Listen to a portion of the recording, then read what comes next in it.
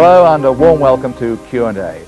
Tonight, as World Cup fever begins to engulf the nation, we bring you a special programme which gets under the skin of the world of football. It's a tale of two towns, of joy and of despair.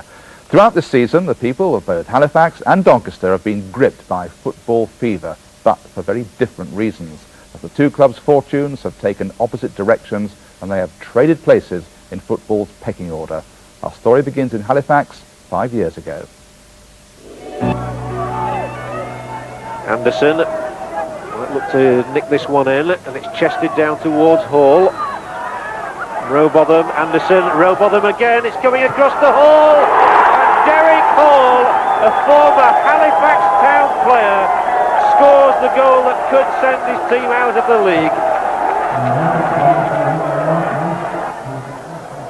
I remember the ball getting crossed in, and I just happened to find myself in the penalty area, and it came to me, and I didn't actually hit it that hard. Whether that was in my mind or not, I don't know. And next thing I knew, it hit the back of the net, and there seemed like a deathly silence in the ground.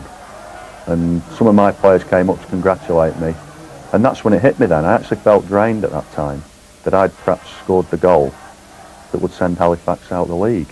It was something I had to do, I couldn't miss on purpose. But at the end of the day, I felt very drained and probably suffered as much as the Halifax people that day. They've still got to retain their composure while really throwing everything forward in the search for an equaliser. Patterson, and now surely Hardy. Well, you've got to feel sorry there for Jamie Patterson. He's played really well today, and I know there are some Football League scouts here who feel that they might pick up one or two bargains at the end of the season if Halifax do go out of the league. He is certainly one of them. To actually get relegated is bad enough, but to go out of the Football League, I mean, it's massive, and I felt, solely responsible for it.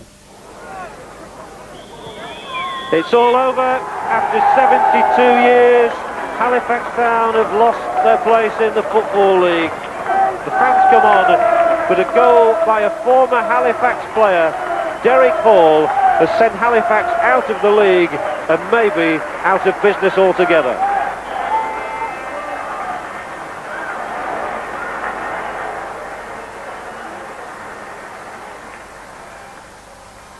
We'd just won the game with Hereford. That was the last thought in my mind. My thought was perhaps I was going to have to live with this, the person that scored the goal that sent Halifax out of the league. At the time, it was very emotional. I felt it that day like the people of Halifax felt it. It was a horrible day all round. It had been building up for a long time. Feeling around the whole town was just a horrible feeling, and one that we never really want to experience again. It was probably one of the worst days of my life, along with maybe 7,000 people out there. They were all tears shed, with bits of turf getting dug up, and it was like administering the last rites. But Halifax did pick themselves up from that massive blow and play on in the GM Vauxhall Conference. 4 years later, though, they were on the brink of a far worse crisis, dropping down into an even lower league. With 2 games to go, Halifax were losing against Macclesfield Town, the conference leaders, on their way into the Football League. But a fight back from 3-1 down to earn a point was to prove crucial.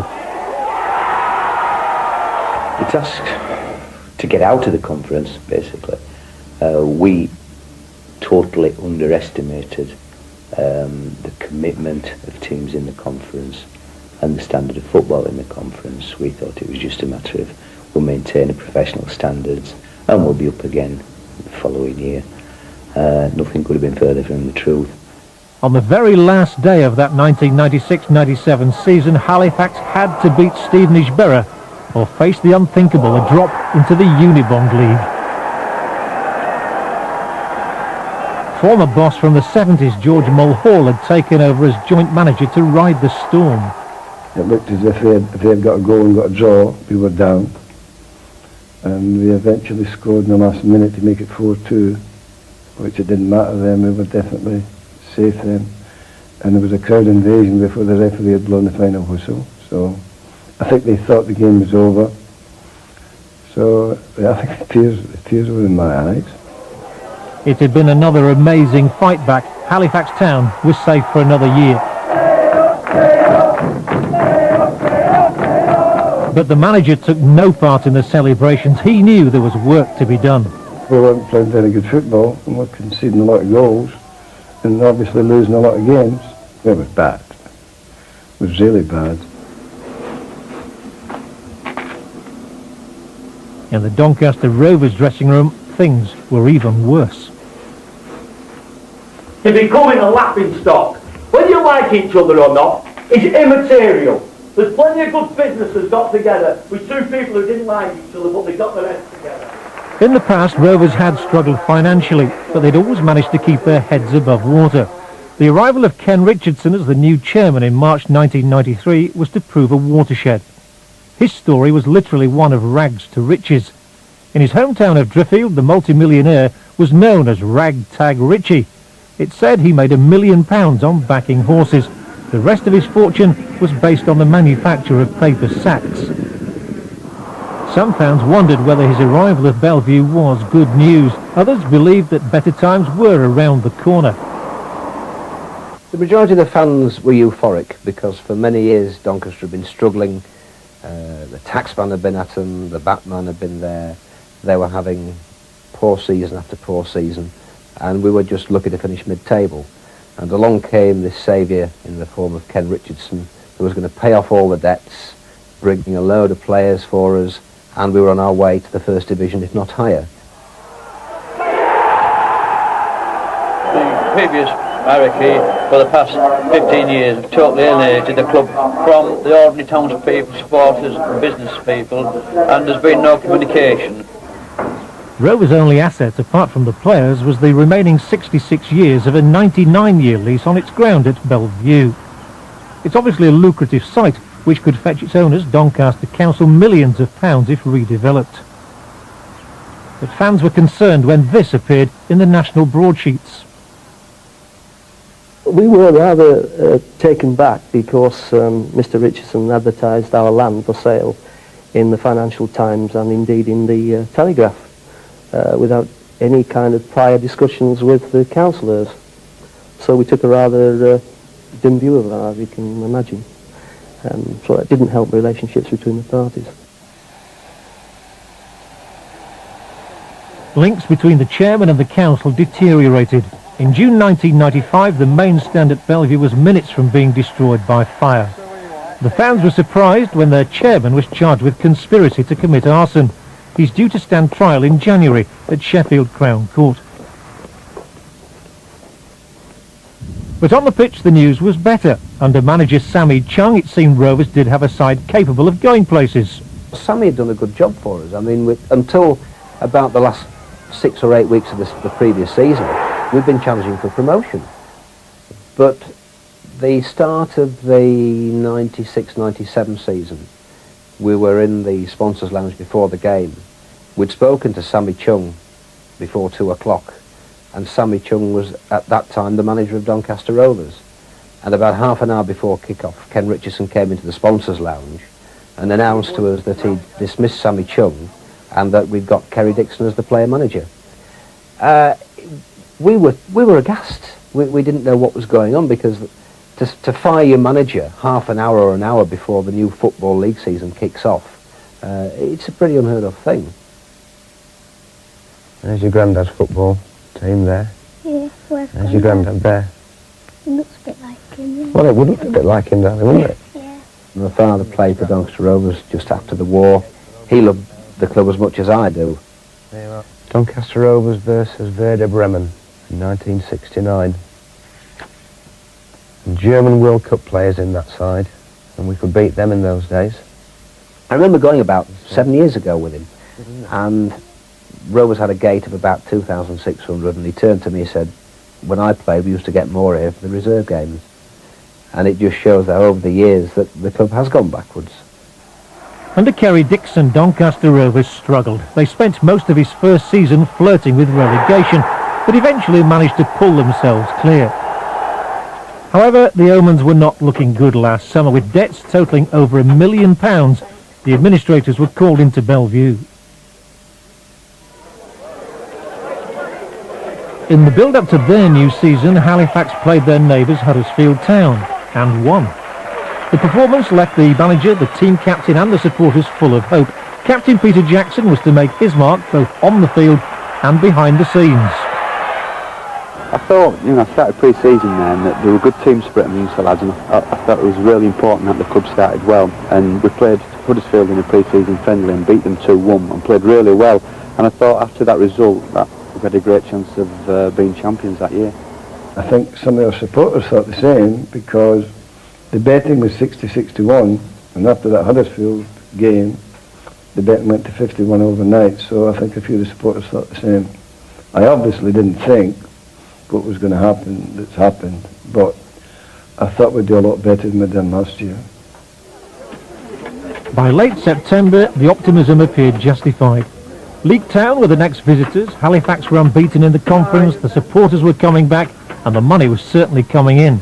The results continued to go Halifax Town's way.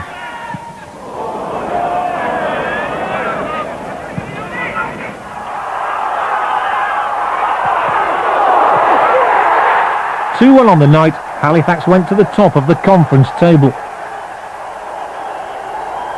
Amidst all of this, Peter Jackson remained a key and influential part of a momentum which was to carry the whole town with it.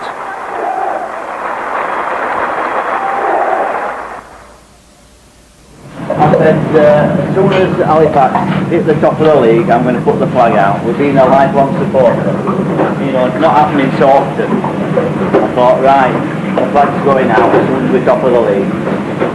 The only regret I have, I didn't put money on them this time. They were 66-1 to go up, and I never put anything on them.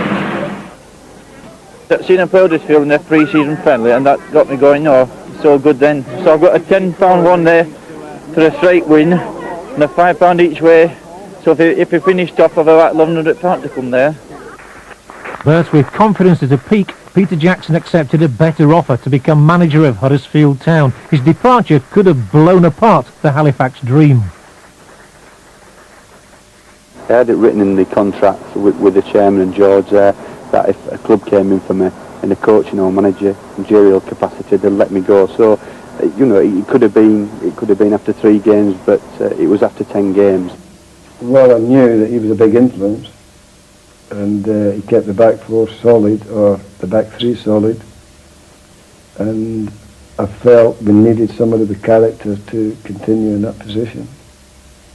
And the story's well known now that I got a phone call from a plumber who mentioned Brian Kilcline, and my answer was, you don't mean the Brian Kilcline that played at Wembley with Coventry? He said, yeah, same lad.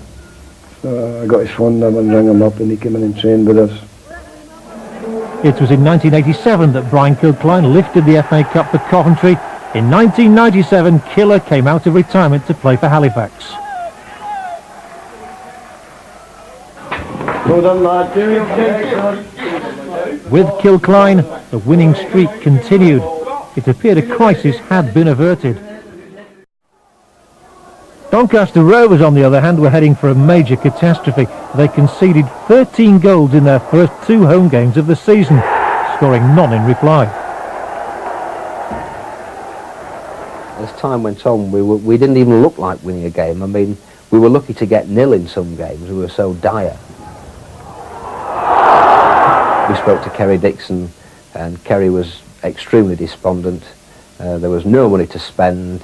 The club was virtually a rudderless ship.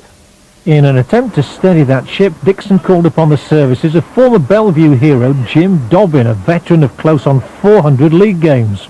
They had a lot of bad results, so I hoped to go there and make a bit of a difference. So I went in on the Monday to train. Tuesday, Kerry got the sack, and I ended up signing there for the rest of the season. That's when it started. The club say that Dixon, once an England striker, remember, wasn't sacked. They simply couldn't afford to keep him. He was paid off.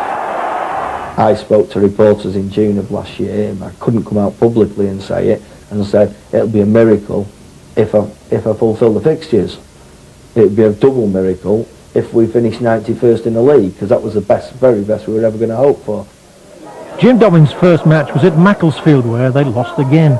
With Dixon out of the frame, Chairman Ken Richardson picked the team and decided the tactics. I must admit it was a totally different team talk than I'd ever encountered, you know, and I couldn't believe some of the some of the tactics that he was wanting to use, but as I say, that's another story, isn't it?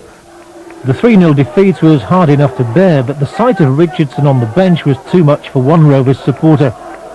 As the team became anchored to the foot of the table, many others tried their hand in the dressing room.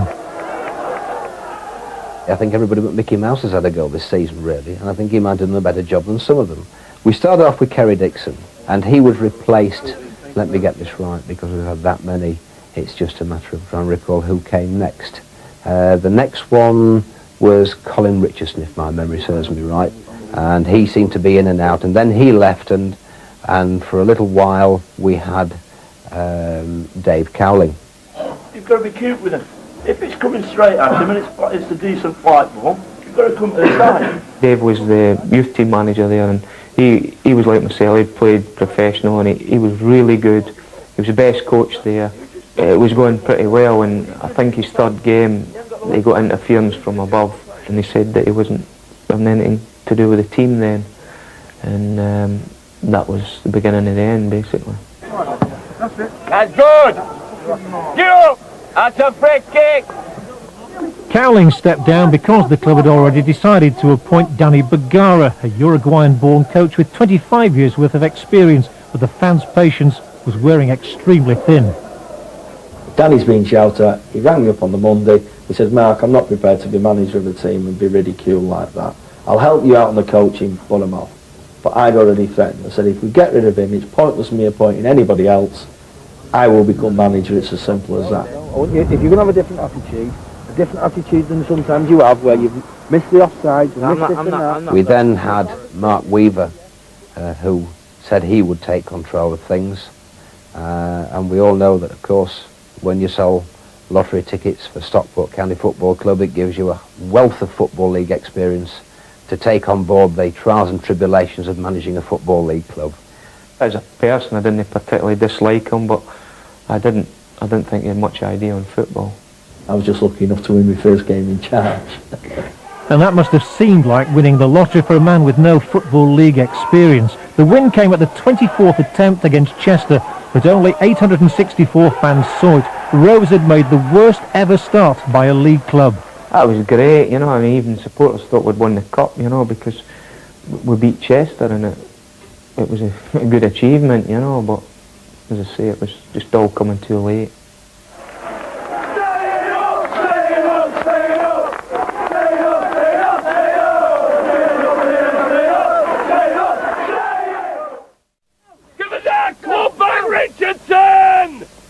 We knew that the supporters were very unhappy with what was going on, because it was understandable. And as a player, I mean, we didn't know whether we were coming or going, you know what I mean? You didn't know if you were playing or what was going on. There was no organisation. I was on appearance money, and it later come out that that's why they wouldn't play me, is because if they played me I had to get this appearance money, and nobody likes getting left out, but when you were getting left out for non-league players, it wasn't easy, you know. It wasn't easy. When I first went, there were maybe half a dozen professionals, the rest were just non-league players. And gradually they were whittling away at that half a dozen, you know, and obviously there were players coming in, playing 1 or 2 games, and then they were gone.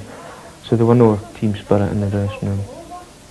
If I know I've only got £4,000 to spend in 1 week, and I've already spent it on other things, floodlights, repairs, ground repairs, lawnmower needs fixing, grass seed, whatever, the groundsman wants something, coach for an away game.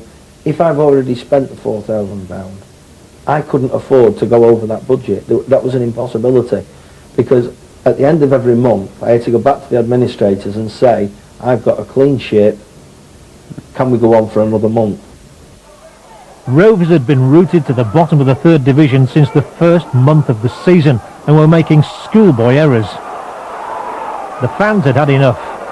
We were seeing that the club was facing extinction, not just sort of relegation from the Football League, which is bad enough, but extinction of Doncaster Rovers. And for a club that's been around since 1879, that was something we didn't want to see happen. Good evening, ladies and gentlemen. Sorry for the late start. First of all, can I welcome everybody to tonight's meeting. It's very hard to keep the momentum going for Save the Rovers at the moment. There seems to be nothing happening, and all you're reading about is doom, gloom, and in spite of Shrewsbury, more heavy defeats. Our aim was to bring the plight of Doncaster Rovers to the footballing public. Not that we were a bad side that was going to go down, but being pushed out by the owners. I've supported Rovers for 40 odd years. We've never had any luck at Bellevue. I mean, I love the place, but we've never had any luck. It might be the best thing for us to ever happen to move from there and start again.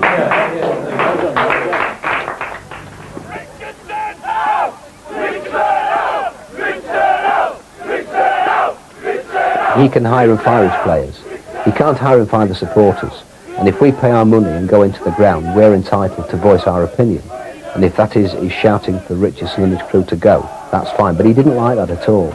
And he couldn't stand that. And he was determined to show who was the boss at Doncaster Rovers. On the 4th of October, the fans claimed partial victory when Richardson left Bellevue at half-time, never to be seen again on match days. He was still the boss, and now the fans vented their wrath on his right-hand man, Mark Weaver.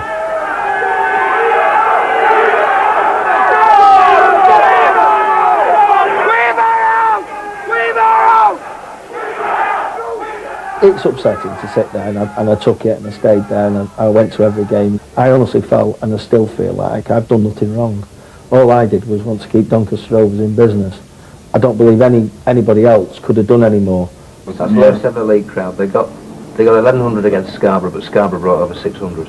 The takeover seemed the fans' only hope, and Essex nightclub owner Anton Johnson, a man who'd had controversial reigns himself at both Rotherham United and Southend United, seemed the most likely to acquire Ken Richardson's majority shareholding at Bellevue. And really, we are still very, very keen to get hold of Doncaster Rovers. Johnson headed just one of many business consortia who was said to be interested, and at one point it was even reported that a deal had been completed. There were 2 or 3 years at the club, and we just never believed that there would be any takeover at any time. I personally never, you know. I read the paper every night, and it was this Irish consortium, Anton Johnson, somebody in Australia, and I just never believed there'd be a takeover at any time. I hoped there would be, but I never believed it.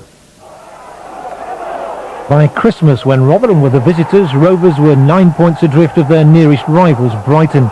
They'd played 27 games and conceded 71 goals. They didn't get many favours from Santa Claus either. We were just playing Mansfield on Boxing Day, which would have been a decent crowd. All of a sudden, from having maybe £20,000, £18,000, because Boxing Day invariably was a good game, we have the unluckiness of having our roof blown off the night before. The game has to be postponed. Everybody else is saying, oh, he's done this, he's done that. What they didn't realise is, well, they're all having a good time on Boxing Day night. I'm sat there scratching my head wondering where am I going to get the money from to keep Doncaster Rovers going in business. 3 days later, the shell-shocked Doncaster players travelled down to London to play Leyton Orient. Looking back at the season, certain results stick in your mind, and that was definitely one, because Mark Weaver, his team talk before that game was, we're making you all part-time. Where is all this crap coming from that you've come from? I'm not blaming that purely on the result, but it didn't help. It didn't help. Get it in there. For Rovers in the yellow away strip, it was to be their worst league defeat in 95 years. A couple of young boys made their debuts there, and under these circumstances it was impossible, you know. Smith for 3. Yes, it is! And Doncaster know it's another black away day. They knew they could score at will. I mean, they were scoring, I think it was about every 8 minutes. But it runs through there almost. This could still be Richards. Oh, he's missed it. Now he has them. 4-0. Doncaster have capitulated. It was just a nightmare. That's a good run from Ling. Beautiful foot control. Richards with a chance, and it's 7. I think if Leighton Orient hadn't backpedaled towards the end of the game, then it would have gone into double figures, easily. This is Baker with a chance to make it 8, and he has! He's equalled the record! Restrictions were put on us by the administrators. They told us that is what you pay, and that is it. And if you don't pay at the end of the month, then we will wind the football club up.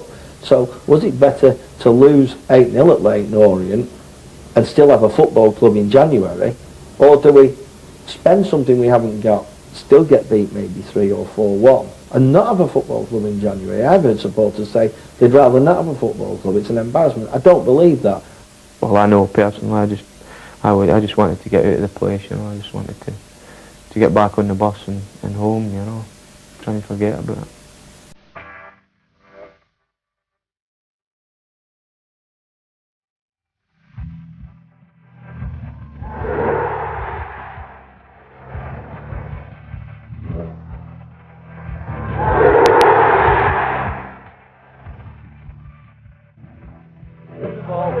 Let's throw the ball!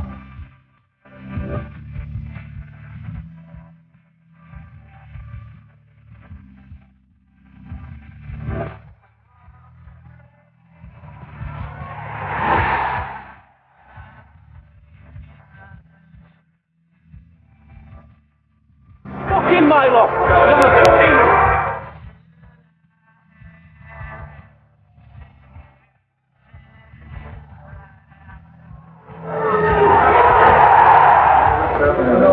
We've got to kill the game off. Fucking hell, we've got to stand a chance on a fucking one.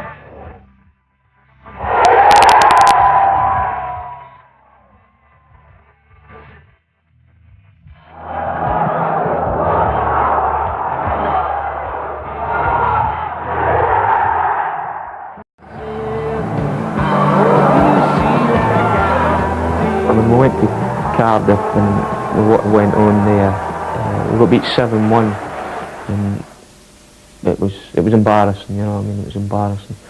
And we were told to report training on the Tuesday, and when I went in on the Tuesday to training, there were only 5 players turned up, and I had made my mind up, that was me. I'd had enough, you know what I mean. Whatever they were going to offer me, I was happy to take just to leave, you know. You got 5 minutes exactly to go in, eh? Jim Dobbin wasn't the only one to leave in March. The remaining coaches, apart from Danny Bagara, were released. Those players that remained were heading for the Vauxhall Conference at best. When Colchester, Darlington and Lincoln came out, the conference wasn't as strong as it is now. You wonder if you look at Stevenage, Morecambe, the ground and the setups they've got there. It's a better setup than there's ever been here under Richardson's regime. And we will go, if we go to the conference... That goes back further than Richard's regime, nothing being done here. Listen, don't tell me anything about debt. I was here long before you ever came. Well, look around you at the car park. Why has the car park never been done? It's been done loads of times. This has been done? It's been done. Can you actually believe this has ever been done? It's been done loads of times. Done is concreting properly, £50,000, so it never gets into this state. I can assure you, Manchester United's car park does not end up like this, and it has 50,000 people camping over. Not much had been spent on Halifax Town's ground either. If the club was to remain top of the conference, the Shea Stadium in this state would certainly not meet Football League requirements, and Halifax Town would not be promoted. We won a few games early season, but having been connected with Halifax Town for quite a period of time, things have a habit of going wrong, and we won a few games and we were there and thereabouts stable. Highest we'd ever been in the conference, incidentally, in 5 years. But all the time we sort of thinking it's probably a flash in the pan, a bit of a fluke. Then it got to November and we were still consistently winning games, and we went to the top of the table. Success had brought the fans flooding back, and they were prepared to travel miles to watch a winning team.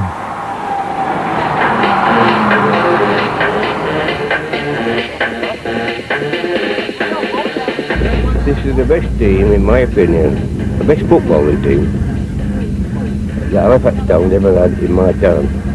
We were there when they went out, and it'd be lovely to see them go back. On a Tuesday night in October, Morecambe welcomed the biggest crowd so far this season in the conference. There were 3,940 people in the ground, the figure swelled by the growing army of over 2,000 Halifax faithful. the support that we took over there was absolutely fantastic. Football league clubs wouldn't have took that support over there, and that's one of the reasons that's why we've won the league, because of the support this season, away from home especially. I think it all comes about by word of mouth. People come and watch us play, they've played well, they go back and tell the boy next door or the boy in the pub. They say, well, we'll go and have a look at that, and they come and they like what they see. Play 2 midfield players and they'll play 3 up front. That's the system there. We'll have to work hard. If we don't, these are a good side. Come on, let's do a good job on here, please. Come on.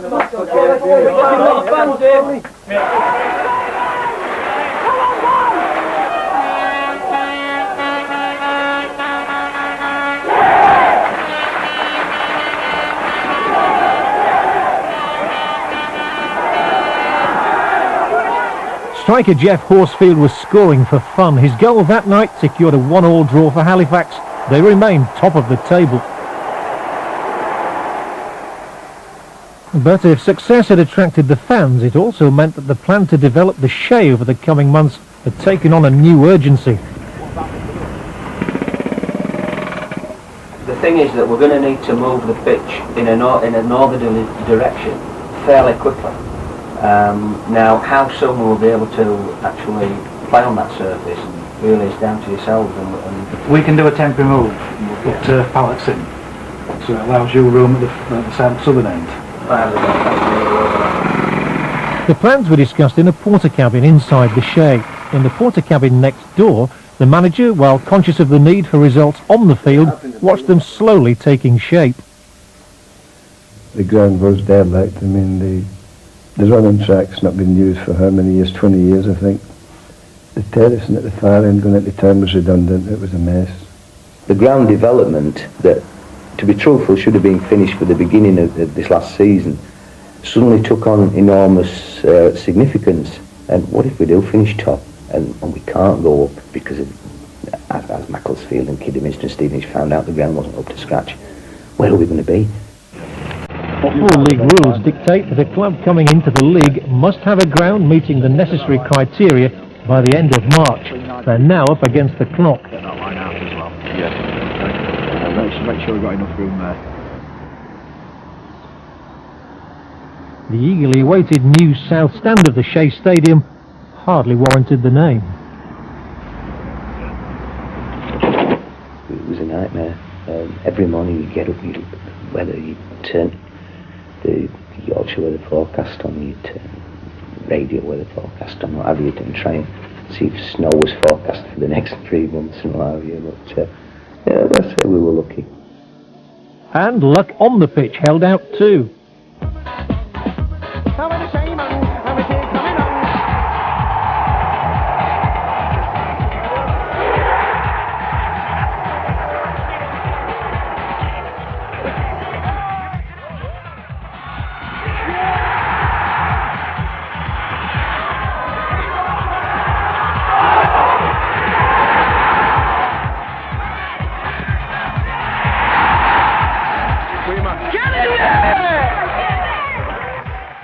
As the team increased the gap at the top of the conference, the builders worked against the clock around the players. Pete, that's your shovel, use it! Right. Straight line, lad. Do you want to put it in the middle? Personally, I don't think I'd have ever been forgiven had the ground not been done, because my neck was in the noose for that. At the beginning of April, officials from the Football League arrived to inspect the Shay. Their decision would determine whether or not Halifax Town's ground was fit for the league. They were shown the brand new terracing, which the club was now confident it could fill with fans.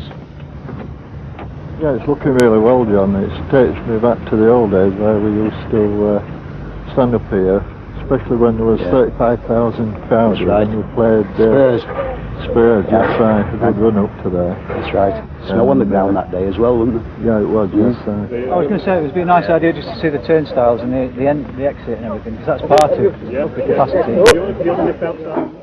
The Football League can confirm that Halifax Town have met all the necessary ground criteria by the 1st of April deadline to gain entry into the Football League. Therefore, should Halifax Town win the Vauxhall Conference Championship, they will be promoted to Division 3 of the Football League for next season. Right, I'm going to shake it up a bit. Job was fair well down here.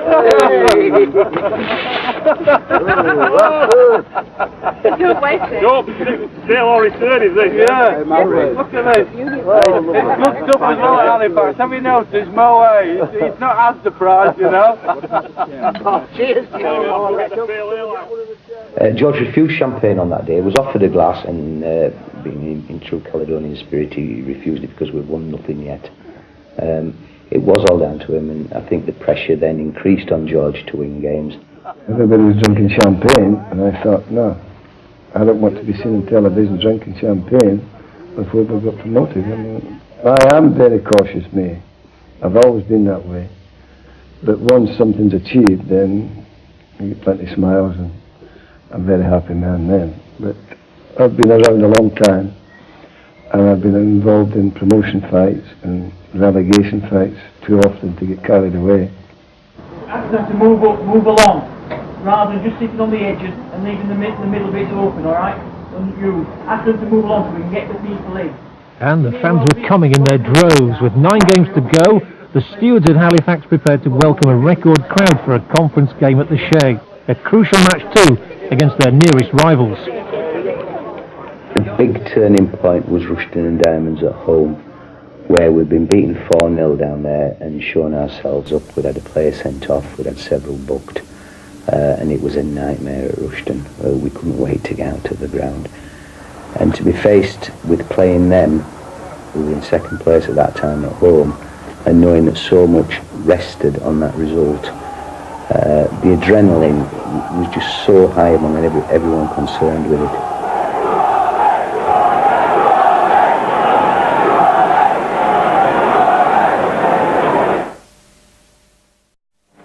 Last few scarves, $6.99.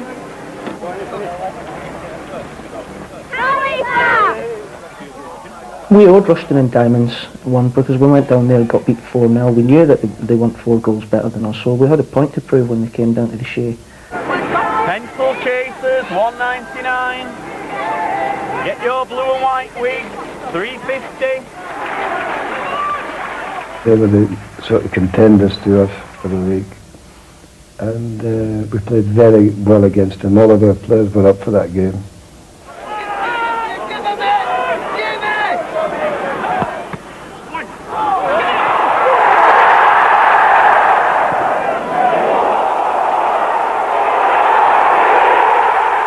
The score was 2-0 to Halifax, which was one of their best performances of a memorable season. My mind wandered to winning it then was after we beat Rushden 2-0. That was the game that gave me the most delight. Personally, the adrenaline was so high, I couldn't sleep on the Saturday night following the game, nor the Sunday night after. Just stayed awake. I was just so elated with the whole sequence of events. By now, Halifax were well clear of all their rivals. So far ahead, in fact, that with 4 games to go, victory against Kidderminster Harriers, away from home, mind you, would see them crowned champions. After today, the boys are back. Come on, Shaymen. Wait a long time for this, 28 years since we last went to. It was absolutely brilliant. I mean, you know, to come out of the tunnel at Kidderminster and see everybody waving their flags and, you know, singing, and I felt exactly the same way as they did because I'm a supporter, you know, of the club as well.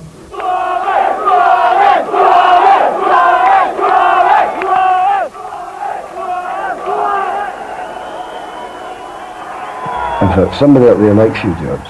They had missed a penalty. 9 times out of 10 you're going to score that penalty kick, and I just felt it was our day.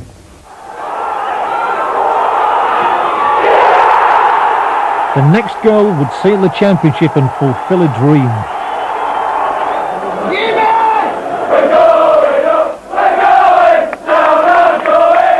When I was sitting in the dugout, when he cut in onto his right foot, and I'm sort of talking to myself, and I'm saying, don't shoot with your right foot from there, Jamie, and what does he do? He hits it with his right foot and it screams in. I mean, he's not the best with his right foot.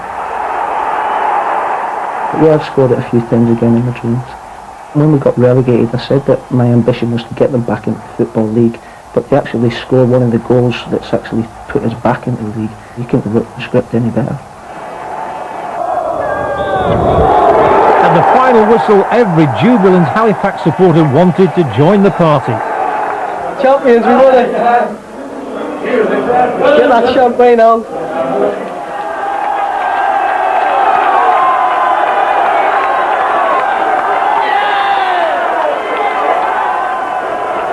Doncaster's fans were also on their pitch, but for vastly different reasons. They knew their club was on the brink of relegation. A pitch invasion stopped the match against Hull City.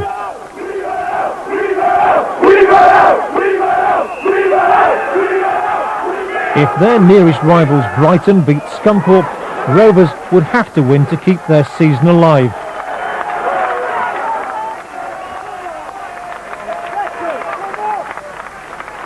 They left it to the very last minute.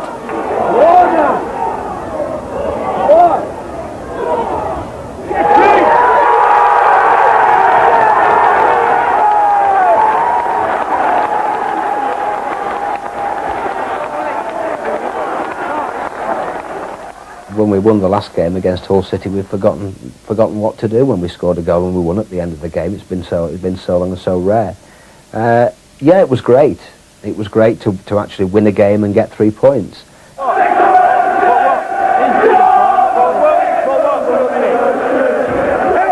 The tension that had built up between the players and supporters finally reached breaking point. Get in there, Idol! Fuck it!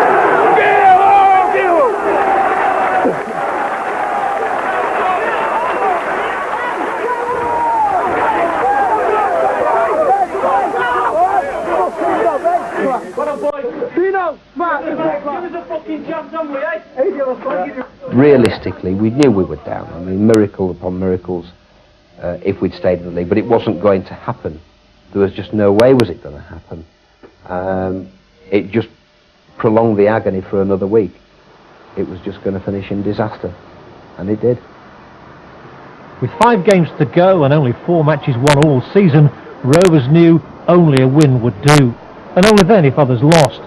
The team that travelled to Chester City was largely made up of Doncaster's youth players. Hey, come on, while it's life, we're still holding on.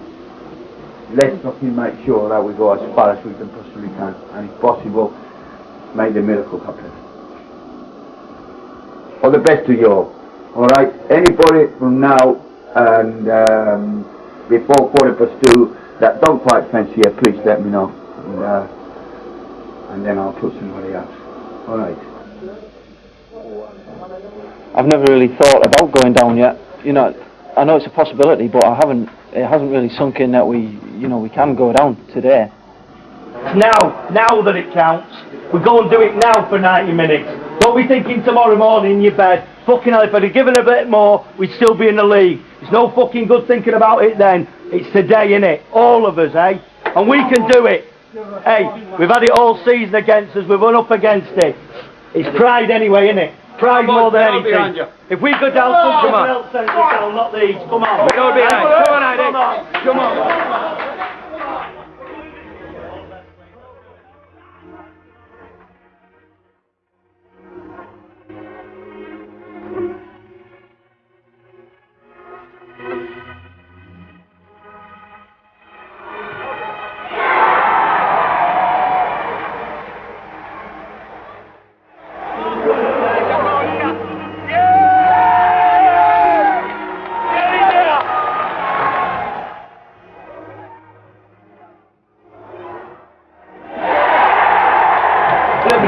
Football fucking careers as well, because no fucker will watch you after today. If you battle and win this fucker today, your momentum might get you through the next 4, the crowd at the home, and the momentum might get you through the 4 games, and you'll have proved the biggest miracle ever in football. Or do you just want to fucking toss it off against that? Is that what you want to go out of the league to? Or wouldn't you rather, if you're going to go out, it might be fucking Notts County, who are a bit of class? Or do you want it to be Chester City, who are fucking awful? What do you want? You've got something to fucking fight for. You've got 45 minutes.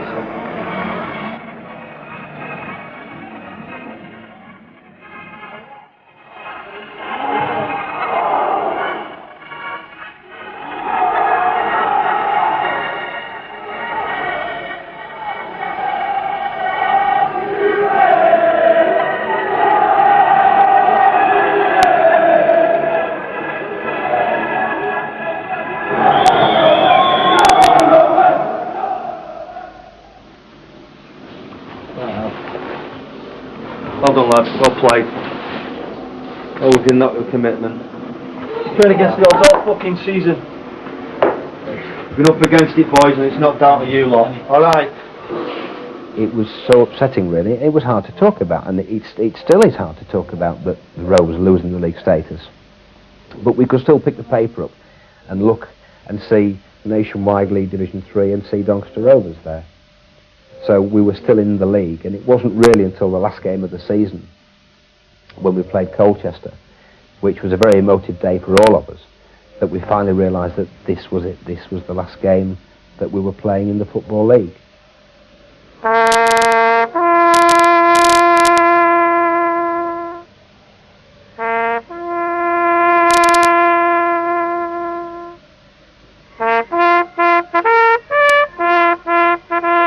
This is just like nothing that a professional's ever been through before. Nothing. I mean, if I do go into play non-league or wherever, I'm sure it'll be probably better run than that.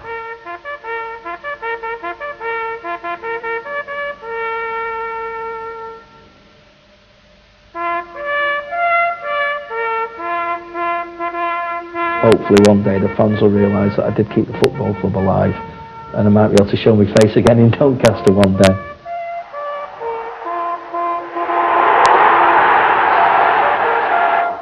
Out of every bad thing, something good has got to come, and hopefully the good is Richardson and Weaver and Dinard going from Doncaster Rovers and giving our club back to us and giving it to people who want to make something of Doncaster Rovers.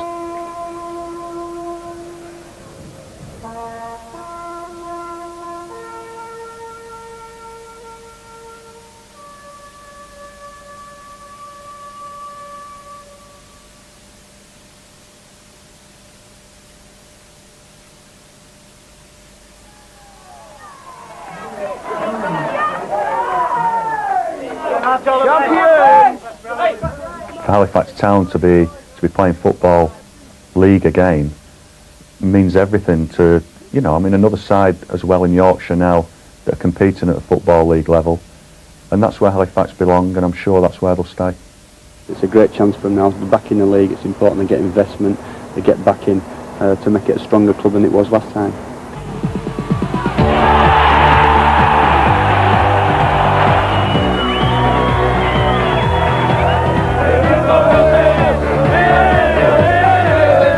To actually win the league and actually get the ground on at the same time is a magnificent achievement, and George has done a fantastic job. It's a big thing for Halifax to get back in the Football League. I mean, everybody's pointing to George Mulhall, but I think the credit goes to the players. Things could be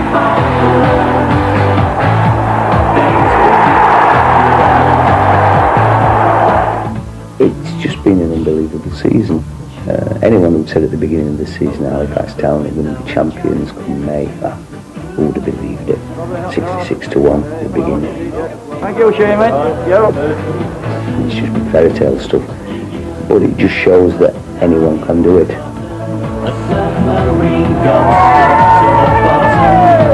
are the days, so wake up, 'cause this is the time. And you know I'm right.